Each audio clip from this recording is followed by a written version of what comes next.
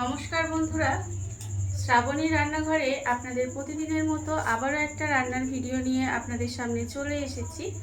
আজকের আমি আপনাদের রুই মাছ দিয়ে একটা অসাধারণ রেসিপি বানিয়ে দেখাবো। আশা করি আপনাদের ভালো লাগবে। তার জন্য কিন্তু আমার পুরো ভিডিওটা আপনাদের দেখতে হবে। আর দেখা শুরু করার আগে একটা লাইক দেবেন, সুন্দর একটা কমেন্ট করবেন আর শেয়ার করতে ভুলবেন না। তাহলে চলুন আজকের আমি এই রুই মাছ দিয়ে কি বানাই সেটা আপনারা একবার দেখে নিন। রান্নাটা করার জন্য প্রথমে আমি এখানে দেখুন 4 পিস রুই মাছ নিয়ে নিয়েছি। আর মাছটা কিন্তু আমি এখানে খুব ভালোভাবে ধুয়ে পরিষ্কার করে রেখে দিয়েছি। এইবারে আমি মাছের মধ্যে দিয়ে দেব প্রথমে আন্দাজ মতো একটু নুন দিয়ে দেব। দেখুন মাছের মধ্যে কিন্তু আমি এখানে শুধুমাত্র নুন দিচ্ছি, আর কিন্তু এর মধ্যে কিছুই দেব না। শুধু নুন দিয়ে মাছটা কিন্তু প্রথমে খুব ভালোভাবে একটু মাখিয়ে নিতে হবে। আর আমি প্রতিদিনের মতো আপনাদের একটা কথাই বলবো যে প্লিজ আপনারা ভিডিওটা টেনে টেনে দেখবেন না, পুরো ভিডিওটা দেখুন, আশা করি আপনাদের ভালো লাগবে। আর একই রকম রুই মাছের ঝোল ঝাল না খেয়ে একটু যদি আমরা অন্যরকমভাবে মাছটা রান্না করে খাই তাহলে দেখবেন নিজেদেরও যেমন ভালো লাগে আর বাড়ির লোকেরও কিন্তু ভীষণ ভালো লাগে। দেখুন আমি কিন্তু রুই মাছের মধ্যে প্রথমে নুনটা মাখিয়ে নিলাম। নুনটা মাখিয়ে নিয়ে এবারে মাছটাকে এইভাবে 15 মিনিটের জন্য রেখে দেব। মাছটা আমি আলাদা করে 15 মিনিটের মতো যতক্ষণ ম্যারিনেট করে রেখে দিয়েছি, মানে একটু নুন মাখিয়ে রেখে দিয়েছি, ততক্ষণ ওটা হচ্ছে। আর এদিকে দেখুন গ্যাসটা অন করে কড়াটা বসিয়ে দিয়েছি। এইবারে আমি কড়ার মধ্যে দিয়ে দেব সাদা তিল। এখানে কিন্তু আমি প্রায় 2 চামচের মতো সাদা তিল রেখেছি। সেই তিলটা আমি কড়াই দিয়ে দিলাম শুকনো খোলায়, দিয়ে তিলটাকে প্রথমে একটু ভেজে নেব। তিলটাকে কিন্তু গ্যাসটা লোতে দিয়ে এইভাবে একটু সময় ভেজে নিতে হবে। দেখুন আমি কিন্তু এইভাবেই তিলটাকে কড়ার মধ্যে দিয়ে খুব ভালোভাবে একটু ভেজে নেব। আর এই রান্নাটা দেখবেন একবার করে খেতে কিন্তু ভীষণ ভালো লাগে। আপনারা কিন্তু এইভাবে একবার বাড়িতে বানিয়ে দেখবেন। আর আমি এখানে দেখুন তিলটা কিন্তু খুব ভালোভাবে ভেজে নিচ্ছি। তিলটা আমার এখানে ভাজা হয়ে গেছে, আপনারা দেখে বুঝতেই পারছেন যে একটু লাল লাল হয়ে গেছে। তিলটা কিন্তু এখানে ভাজা হয়ে গেছে। এইবারে আমি তিলটাকে একটু নামিয়ে ঠান্ডা করে নেব। এটা কিন্তু নামিয়ে একটু ঠান্ডা করে নিতে হবে। তিলটা আমি এখানে আলাদা করে তুলে নিয়ে একটু কিন্তু ঠান্ডা করে নিয়েছি। আর এটা কিন্তু অবশ্যই ঠান্ডা করে নেবেন। এখানে আমার ঠান্ডা হয়ে গেছে। আর অন্যদিকে দেখুন একটা মিক্সির জার নিয়ে নিয়েছি। মিক্সির জারের মধ্যে আমি এই তিলটা নিয়ে নেব। তিলটা নিয়ে কিন্তু এটা প্রথমে একটু গুঁড়ো করে নিতে হবে। এইভাবে আমি তিলটা গুঁড়ো করে নেব। তিলটা আমি এখানে দেখুন গুঁড়ো করে নিয়েছি। আর এটা কিন্তু গুঁড়ো করা হয়ে গেছে। এইবারে এটাকে আমি এই বাটির মধ্যে ঢেলে রাখবো। বাটির মধ্যে কিন্তু এই তিলের যে গুঁড়োটা, এটাকে আমাকে আলাদা করে ঢেলে রেখে দিতে হবে।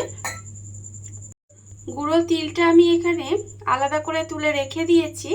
আর অন্যদিকে দেখুন আবারও কিন্তু মিক্সির মধ্যে আর একটা মশলা করে নেব। তার জন্য দেব আমি এখানে পেঁয়াজ। এখানে কিন্তু একটা ছোট সাইজের পেঁয়াজ আমি এখানে এইভাবে একটু কুচি করে রেখেছি, সেই পেঁয়াজটা আমি এখানে দিয়ে দেব। আর দেব আমি এখানে 4 কোয়া রসুন রেখেছি, সেই 4 কোয়া রসুন দিয়ে দিলাম। আর আমি দেব এর মধ্যে অল্প সামান্য একটু আদা কুচি করে রেখেছি, সেই আদাটাও কিন্তু দিয়ে দেব। দিয়ে এবারে এটাকে মশলাটাকে অল্প একটু জল দিয়ে প্রথমে পেস্ট করে নেব। মশলাটা আমার এখানে রেডি করা হয়ে গেছে। মশলাটা কিন্তু আমি এখানে রেডি করে নিয়েছি। আর অন্যদিকে দেখুন গ্যাসটা অন করে কড়া বসিয়ে দিয়েছি। কড়ার মধ্যে দিয়েছি সাদা তেল। এখানে কিন্তু আমি রান্নাটা সাদা তেলেই করব। বেশ কিছুটা সাদা তেল আমি এখানে দিয়ে দিয়েছি। এইবারে তেলটাকে কিন্তু প্রথমে গরম করে নিতে হবে।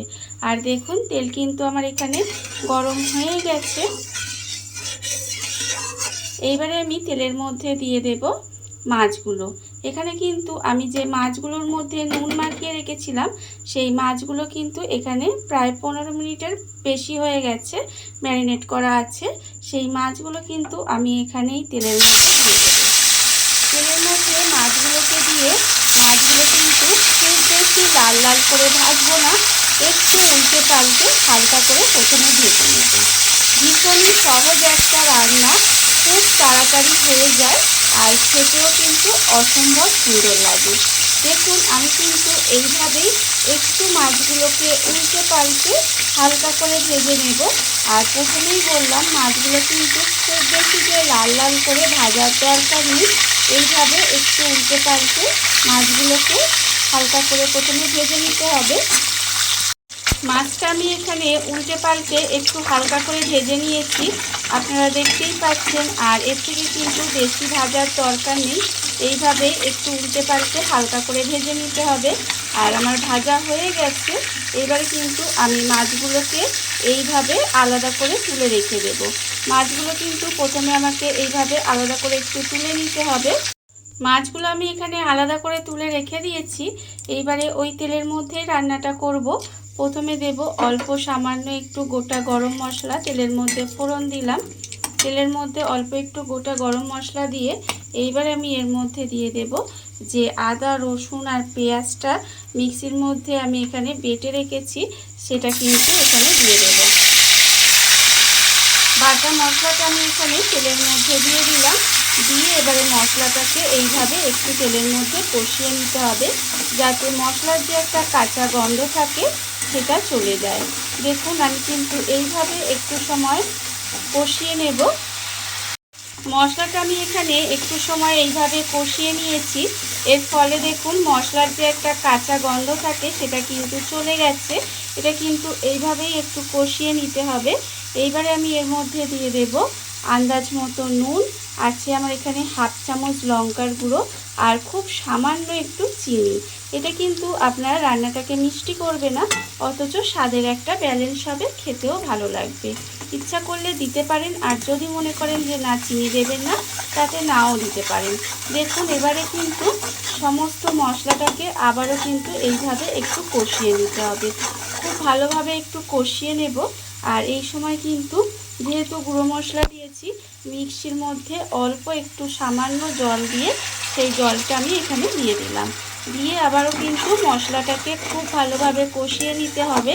যতক্ষণ না পর্যন্ত মশলা থেকে তেলটা ছেড়ে দেয় ততক্ষণ পর্যন্ত কিন্তু আমি এইভাবে গ্যাসটাকে লোতে দিয়ে একটু সময় কষিয়ে নেব। মশলা কিন্তু আমার এখানে কষানো হয়ে গেছে। আর দেখুন মশলা থেকে কিন্তু তেলটাও সুন্দরভাবে ছেড়ে দিচ্ছে আস্তে আস্তে।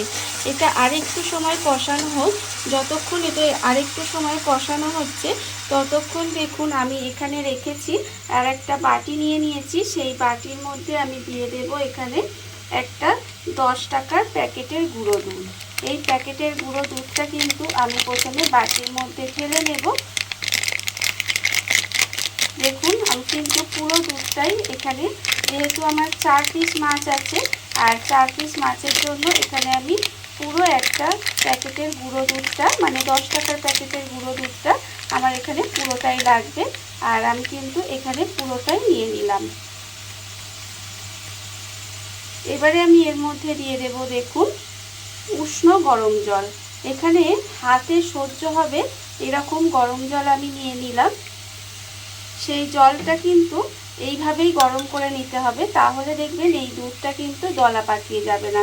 আর একটু বেশি গরম করলে দেখবেন দুধটা দলা পাকিয়ে যাবে, তখন কিন্তু আবার ডেলা ডেলা হয়ে থাকলে রান্নাটা ভালো লাগবে না। এমনভাবে দুধটা কিন্তু মিশিয়ে নিতে হবে, যাতে হালকা করে গরম করলে দেখবেন খুব সহজেই দুধটা মিশে যাবে আর খেতেও ভালো লাগবে। দেখুন এইভাবে কিন্তু আমি দুধটা খুব ভালোভাবে মিশিয়ে নেব। আর দুধটা কিন্তু আমার এখানে মেশানো হয়ে গেছে, দেখতেই পাচ্ছেন একদম সুন্দরভাবে দুধটা মিশে গেছে। আর অন্যদিকে দেখুন এখানে যে আমি কষাতে দিয়েছিলাম মশলাটা, সেটাও কিন্তু একেবারে কষিয়ে তেলটাকে ছেড়ে দিয়েছে। দেখুন সুন্দরভাবে এটা কিন্তু কষানো হয়ে গেছে। এইবারে আমি এর মধ্যে দিয়ে দেব যে দুধটা আমি এখানে গুলে রাখলাম, সেই দুধটা কিন্তু আমি এখানে দিয়ে দিলাম। এইভাবে একবার রান্নাটা করে দেখবেন, ভীষণই সহজ রান্না, খুব যে আহামরি উপকরণ লাগে তাও কিন্তু লাগে না, খেতে কিন্তু ভীষণ ভালো হয়। সাধারণ একটা রান্না কিন্তু একটু অন্যরকমভাবে করলেই দেখবেন অসাধারণ হয়ে যায়। এইবারে আমি এর মধ্যে বাটিটা ধুয়ে এখানে যে উষ্ণ গরম জলটা ছিল আরেকটু, সেই জলটা কিন্তু দিয়ে দিলাম। ঠান্ডা জল কিন্তু একেবারে দেবেন না, এইভাবে উষ্ণ গরম জলটাই দিলাম। দিয়ে এবারে খুব ভালোভাবে মিশিয়ে নিলাম। মিশিয়ে নিয়ে গ্রেভিটা একটু রান্না হতে দিতে হবে, মানে যতক্ষণ না গ্রেভিটা ফুটে ওঠে ততক্ষণ কিন্তু এইভাবে একটু সময় রান্নাটা করে নেব। গ্রেভিটা আমার এখানে খুব ভালোভাবে ফুটে গেছে। গ্রেভিটা কিন্তু প্রথমে এইভাবে একটু ফুটিয়ে নিতে হবে। তারপরে আমি এর মধ্যে দিয়ে দেব যে মাছগুলো আমি আগে থেকে হালকা করে ভেজে রেখেছিলাম, সেই মাছগুলো কিন্তু আমি এখানে দিয়ে দিলাম। মাছগুলো দিয়ে এইভাবে কিন্তু একটু সময় একেবারে গ্যাসটা লোতে দিয়ে রাখবেন। গ্যাসটা লোতে দিয়ে রেখে এইভাবে কিন্তু একটু রান্না হতে দেব। দেখুন, যাতে মাছের মধ্যে সমস্ত মশলাটা খুব ভালোভাবে ঢুকে যায়, সেই জন্য কিন্তু এইভাবে একটু সময় রান্না করে নেব। মাছটা দিয়ে আমি কিন্তু এখানে 7 থেকে 8 মিনিট মতো এইভাবে একটু রান্না করে নিয়েছি। আর মাছগুলো কিন্তু একটু উল্টে পাল্টে দিয়েছিলাম। উল্টে পাল্টে দিয়ে এইভাবে একটু সময় রান্না করে নিতে হবে। দেখুন, রান্না কিন্তু আমার এখানে প্রায় হয়ে এসেছে। এইবারে নামানোর আগে আমি এখানে দিয়ে দেব প্রথমে যে আমি এখানে সাদা তিলটা ভেজে গুঁড়ো করে রেখেছিলাম, সেই সাদা তিলের গুঁড়োটা কিন্তু আমি এখানে দিয়ে দিলাম। সাদা তিলের গুঁড়োটা এইভাবে লাস্টে দিয়ে দেখবেন রান্নাটা কিন্তু খেতে অসাধারণ হয়। দেখুন, আমি কিন্তু সাদা তিলের গুঁড়োটা মিশিয়ে দিলাম। দিয়ে এইবারে এইভাবে একটু মিশিয়ে নেব। আর মিশিয়ে কিন্তু আবারও খুব বেশি সময় না, 1 মিনিট মতো এইভাবে একটু রান্না করে নেব। সাদা তিলের গুঁড়োটা দিয়ে আমি কিন্তু এটা 1 মিনিট মতো এইভাবে একটু রান্না করে নিয়েছি। দেখুন, এর ফলে কিন্তু রান্না আমার একেবারে রেডি হয়ে গেছে। আর গরম ভাতের সঙ্গে এরকম যদি একটা রুই মাছের রেসিপি থাকে, তাহলে তো আমার মনে হয় আর কিছুই লাগবে না। আর এটা আপনারা দেখে বলতে পারেন হয়তো যে গ্রেভিটা একটু পাতলা আছে। না, এর গ্রেভিটা কিন্তু একেবারে পাতলা নেই। এটা ঠান্ডা হলে দেখবেন অনেকটা কিন্তু শুকনো হয়ে যাবে। সেই জন্য আমি এইভাবে একটু গ্রেভি রেখেছি, যাতে এটা কিন্তু একটু ভাতে মাখিয়ে খাওয়া যায়। দেখুন, রান্না একেবারে রেডি। এবারে আমি গ্যাসটা অফ করে দিলাম আর আপনাদের পরিবেশন করে দেখাবো ঠিক কেমন হলো। দেখুন বন্ধুরা, বাড়িতে থাকা কত অল্প উপকরণে কত অল্প সময় কত সুন্দর একটা রুই মাছের রেসিপি তৈরি হয়ে গেছে, আপনারা দেখতেই পেলেন। আর এটা কিন্তু খেতে অসম্ভব সুন্দর হয়। এইভাবে আপনারাও কিন্তু একদিন হলেও বাড়িতে বানিয়ে দেখতে পারেন। আর এই ভিডিওটা যদি আপনাদের ভালো লেগে থাকে, আপনারা যদি ফেসবুক থেকে দেখে থাকেন, পেজটি ফলো করে দেওয়ার অনুরোধ রইল। আর যদি ইউটিউব থেকে দেখে থাকেন, চ্যানেলটি সাবস্ক্রাইব করে নেওয়ার অনুরোধ রইল। তাহলে চলুন, ভিডিওটা আমি এখানেই শেষ করছি। আপনারা সবাই ভালো থাকবেন, সুস্থ থাকবেন। আবারও হাজির হব নতুন কোনো রান্না নিয়ে।